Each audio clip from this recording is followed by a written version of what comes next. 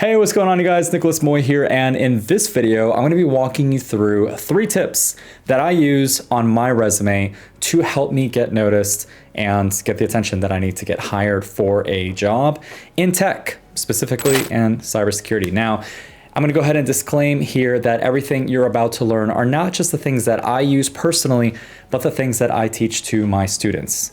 Yes, that's right. I personally have been working in cybersecurity for 17 years now.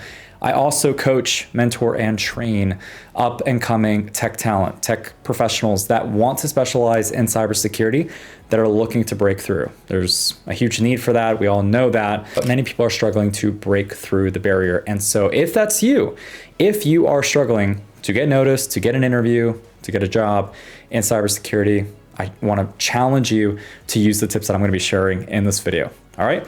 That being said, let's dive into it. Okay. So you're trying to break into cybersecurity. How do we get an interview, right? Hopefully at this time, you've gotten some skills, hopefully you've gotten some experience, and you maybe have a couple of certifications or a couple of degrees or whatever, right? You have the package, you're trying to put it on a piece of paper, something called a resume, and you're trying to figure out, how do I actually apply to these jobs, right? One thing I hear over and over and over, this thing called the ATS system, or the applicant tracking system, is like the bad guy, the firewall, the big bad boss that is blocking me from getting a job, getting noticed by recruiters, hiring managers, blah, blah, blah, right? Okay, first thing I want to make clear here is that the applicant tracking system, or the ATS, or application tracking system, whatever, this thing is not a bad guy. It's actually on your side. It is your friend, okay? If we think about the definition of ATS, the definition of applicant tracking system, it is designed to basically take an assessment, take an inventory of all applicants that are applying to a specific job that have specific skill sets, and it is scanning resumes for particular key words, okay? Many applicants make all different kinds of mistakes. First off, they like to go ahead and make their resume this big, beautiful piece of art, right? Maybe they add some images and all that stuff. And that is a big no. That's a big no-go in my book, because the more images, the more things that you put in there that are image-based, or like blocks of colors or whatever, maybe a big profile of you, it may look nice to the human reader, to the human eye, but to an ATS system, they can't read that. Okay, they look for keywords. They're looking for things that they can scan. And so when we are structuring our resume, we need to make sure that we are thinking of the search engine, or this ATS, that is going to be scanning your resume for different keywords to make sure that that resume is in alignment with the keywords that the recruiter or the hiring manager programmed the ATS to look for. Okay, and it's going to be setting a score based on that applicant to see which ones fall in line with the requirements of the hiring manager. Okay, so when we are creating a resume, it needs to be something that can be indexed and scanned by an ATS system, and something that is also human legible and easy on the eyes for the recruiter and the hiring manager, okay? All right, so that's a little background info on ATS, and we're gonna go ahead and debunk that myth there. All right, so when we talk about the tips of actually getting noticed for one of these positions in cybersecurity, we need to do 3 different things. And these 3 different things have worked for me. They work wonders, and they work wonders for my students as well. They actually get noticed, they actually get interviews. And from there on, it's just like, okay, how well can you do well on the interview, right?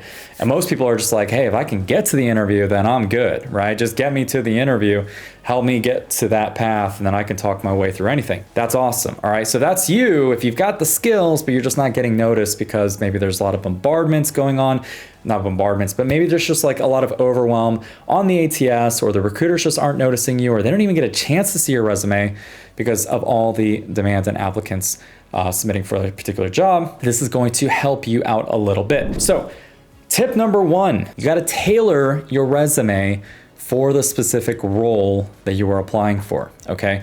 Now, I think a lot of people start to think, well, if I'm tailoring my resume to a specific role, does that mean I got to create a new resume every single time I apply to a job? Nick, I'm applying to hundreds of jobs. That's going to be impossible. Okay, let's time out here, all right? Cybersecurity and technology, they all have commonalities in specific role types. Okay, what do I mean by that? All right, if we're going for a cybersecurity role, let's say it's cloud security, all right, you're gonna have a lot of the same keywords, a lot of the same skill sets that are required by a lot of jobs. They're gonna be a lot of the same things, okay?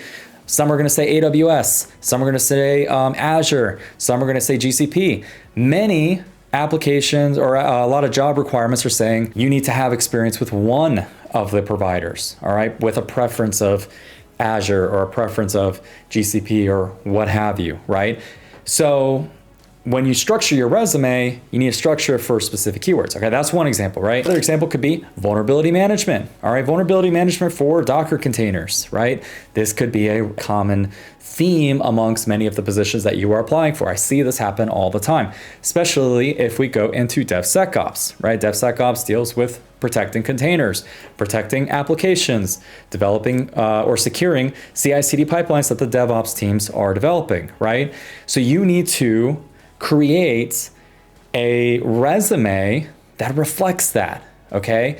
And a lot of what you're putting into your resume is going to have a lot of the same recurring themes across multiple different types of applications that you're going to be applying to. So no, you are not creating a whole new resume for every single job. You're creating a resume for the role.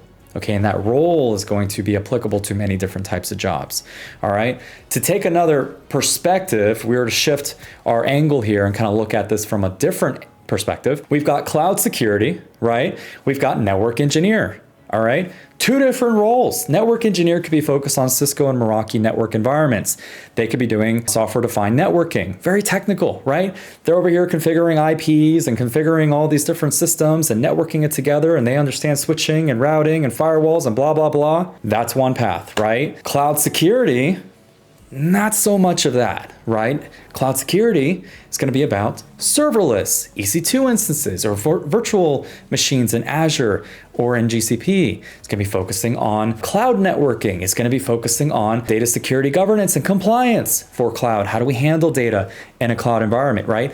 Different profile for a different role. We've got two different roles here, right?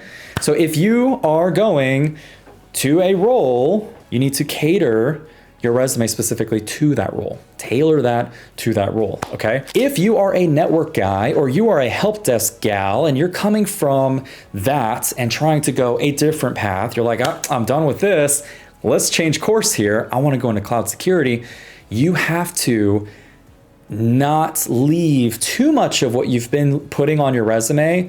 If you're like, oh, I help people with IT tickets and I go on site and I support, the customer with their printer installations, blah, blah, blah. That's not applicable to what we're doing in cloud.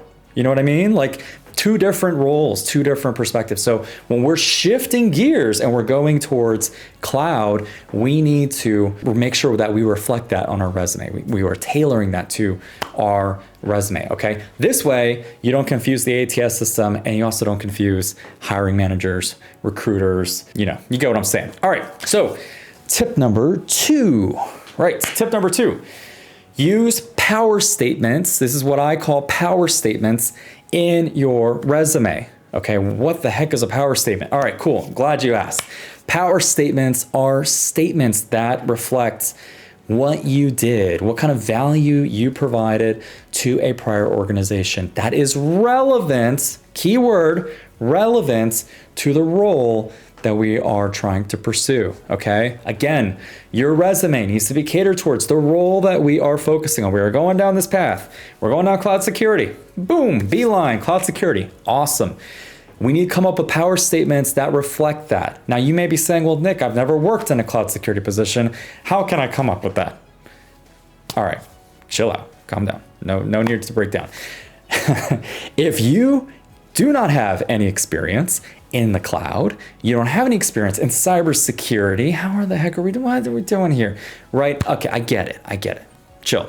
You take your power statements that are relevant to the position that you're applying for. This means you need to have a deep understanding of what you're applying to, okay? But there's plenty of entry-level jobs out there, all right?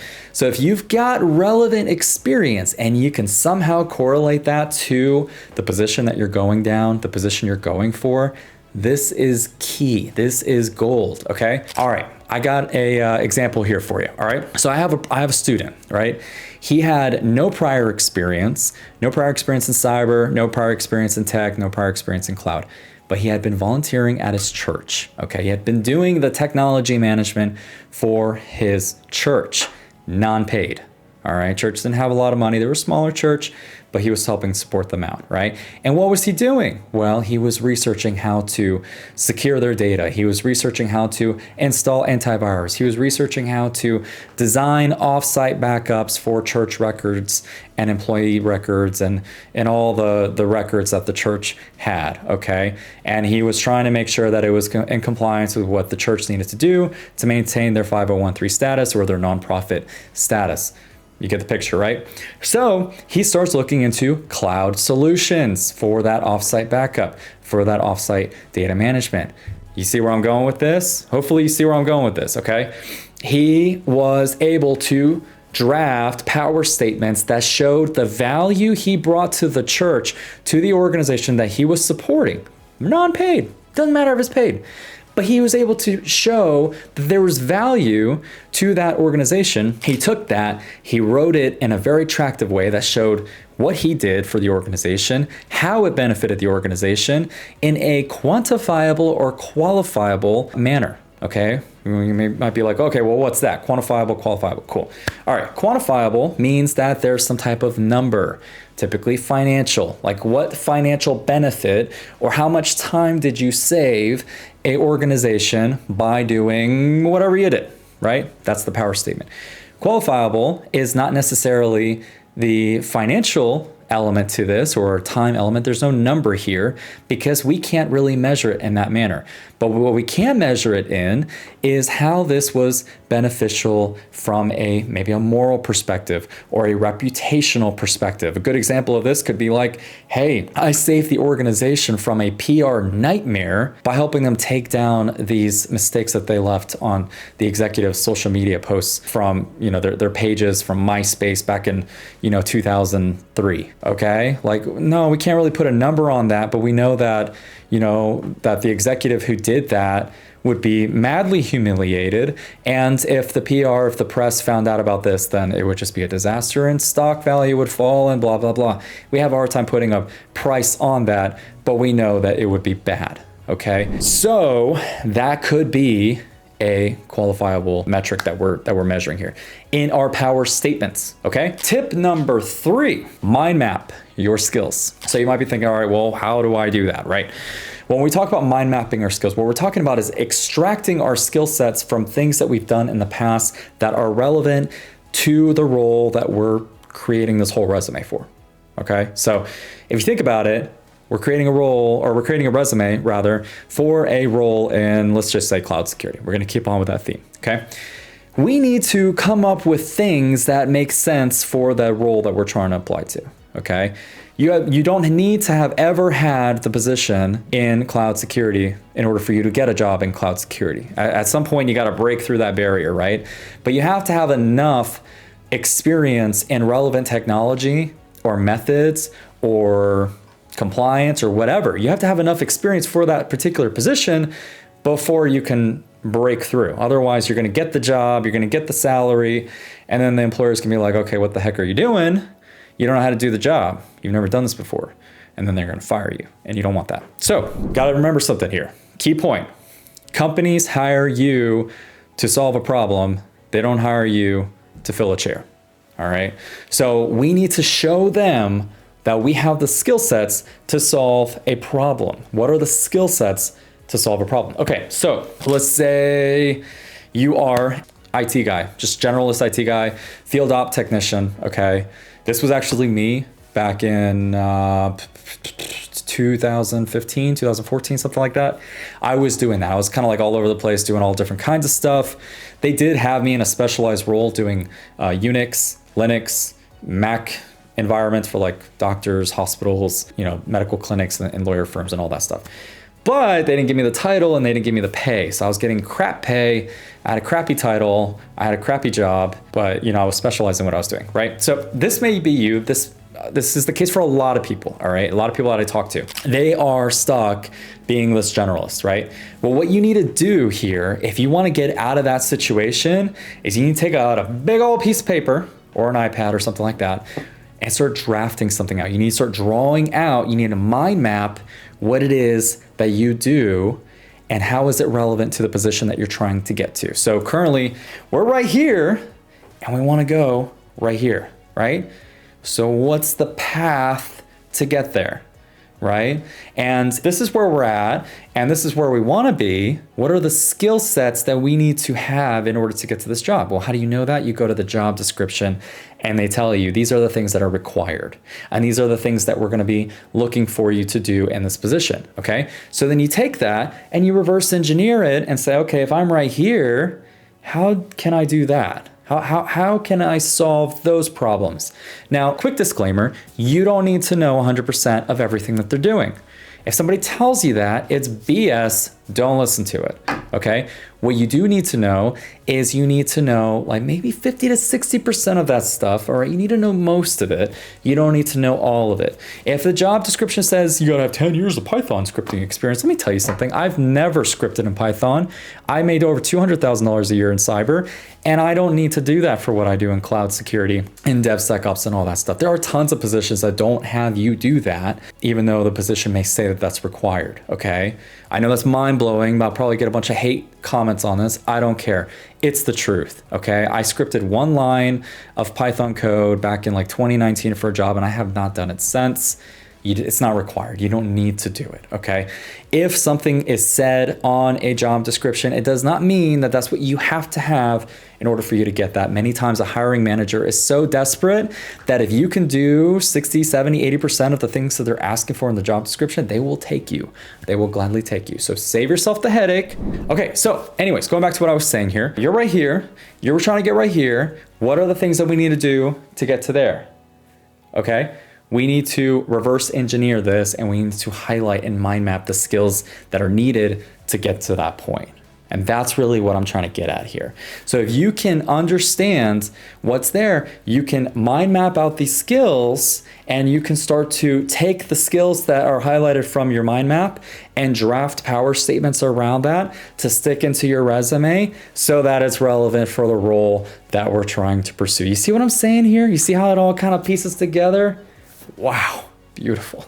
Okay, so I hope you guys found this helpful. If you guys have any questions at all, feel free to reach out down in the comment section below. All right, you guys, that is it for this video. I hope you guys found this helpful. If you did, be sure to like the video down below, hit the like button, make sure to subscribe. And also, if this is you, if you're in this type of position where you are trying to break into cybersecurity, or you're trying to level up in your career in technology, maybe you've never worked in this space before, but you hate what you're doing, you want to level up, I want you to do something.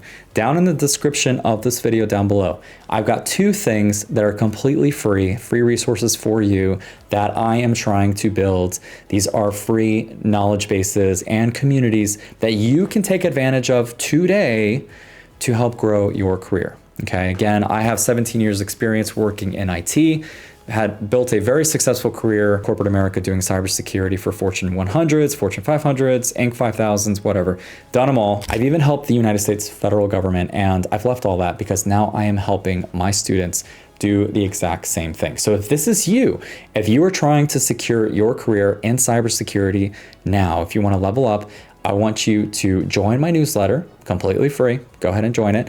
And then join my free Facebook group. Okay, I'm going to add a link down to that below.